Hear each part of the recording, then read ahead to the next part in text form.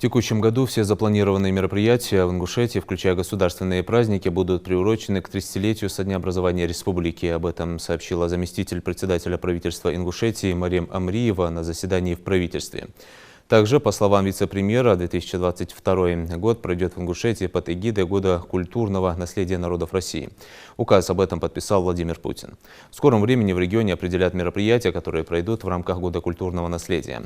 Программа будет состоять из 7 направлений: мероприятия республиканского значения, литературное творчество, музыкальное творчество, хореографическое искусство, театральное искусство, декоративно-прикладное искусство, сохранение памятников истории и культуры. К проектам будут привлечены все виды учреждений культуры, музеи, библиотеки, дома культуры, школы искусств, художественные школы, ансамбли, театры, филармония, центры детского и юношеского творчества.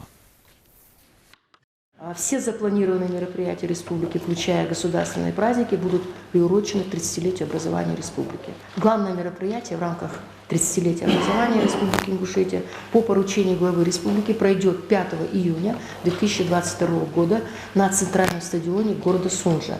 В настоящее время Минкультуры Ингушетия занимается разработкой концепции проведения большого мероприятия торжественного, и надеюсь, что это будет красочно, зрелищно, как мы уже умеем это делать. Когда будет принято окончательное решение по эмблеме, необходимо будет начать работу по вывешиванию на рекламных реконструкциях республики, и оно должно быть, эта эмблема должна быть использована при проведении всех мероприятий.